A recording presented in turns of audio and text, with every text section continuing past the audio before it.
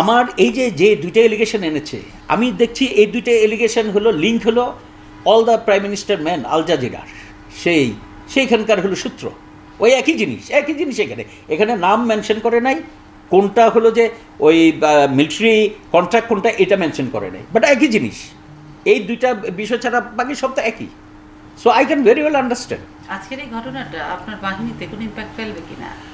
দেখেন বাহিনী যেটা হলো যে, কারণ আমি চাকরি করে আসছি, আমি সম্মানের সাথে চাকরি করে আসছি, আমি হলে প্রাউডলি বলতে পারি যে কেউ, আমি কিন্তু আসার পরেও ইফ ইউ রিমেম্বার আমি কিন্তু অগাস্ট 2021 ডয়চে ভ্যালিতে ওই যে খালেদ মহিউদ্দিন ওনার সাথে একটা ইন্টারভিউ দিয়েছিলাম, আমি কিন্তু সেখানে পড়েছি এবং আমি বলেছিলাম যে আমি 4 বছর সেনাপ্রধান ডিজিবিজিবি ছিলাম, 3 বছর সেনাপ্রধান ছিলাম, আমি আমার কোনো ভাইকে কোনো কন্ট্রাক্ট দিইনি। যেখানে আমি দ্ব্যর্থহীন ভাষায় যদি আমি এটা জোর দিয়ে বলতে পারি, এবং আমি এটাও বলেছিলাম আমি এখন ইউনিফর্মের বাইরে, anybody can investigate and try to find out whether I have given any contract to my brothers or not.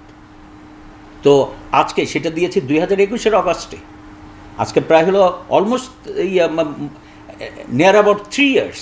কই কেউ তো বলে না, হ্যাঁ জেনারেল আজিজ তুমি তো এখানে এই কন্ট্রাক্টটা তো তোমার ভাইদেরকে দিয়েছিলে। এখানে যেভাবে বলেছে আমার ভাইদের মাধ্যমে আমি মিলিটারি হার্ডওয়্যারে কন্ট্রাক্ট দিয়ে আমি ঘুষ নিয়েছি।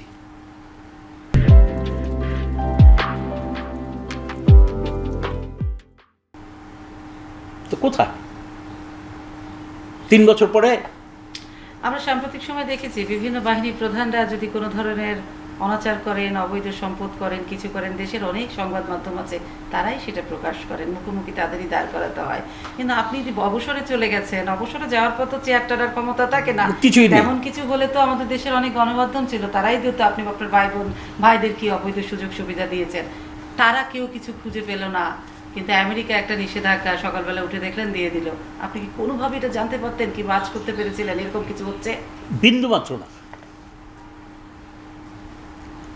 কারণ ওদের, আমি ওই ডয়েচে ভ্যালিতে বলেছিলাম, ওদের যদি কাউকে যদি রেস্ট্রিকশন দিতে হয়, ওদের হলো যে অনুযায়ী আছে সেটা ওদের অ্যাটর্নি জেনারেলের অফিসের একটা ইনস্ট্রাকশন আছে, individual should be communicated through official means. তা আমাকে কি বাংলাদেশে যে ইউএস এম্বাসি আছে তারা কেউ আমাকে দিয়েছে? সেটাই জানতে চাচ্ছি। না, কেউ তো আমাকে কিছু দেয় নাই। কই দেখাক যে হ্যাঁ আপনাকে তো হইলো বাংলাদেশ এম্বাসি এই ইমেলটা পাঠিয়েছিল, এত তারিখে পাঠিয়েছিল, আপনাকে জানিয়েছে যে আপনার বিরুদ্ধে এই এলিগেশন আছে, আপনাকে হলো যে এটা দেওয়া হয়েছে।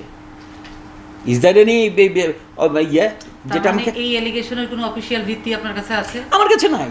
ঘুম থেকে উঠে দেখলেন কি? ঘুম থেকে দেখে দেখলাম এটা। কিন্তু এটা তো দেওয়ার একটা প্রক্রিয়া আছে, সেই প্রক্রিয়া কি মেনটেন করা হয়েছে? কোথায়? না মেনটেন করা হলে তো আমাকে তো অফিশিয়ালি জানাইতো।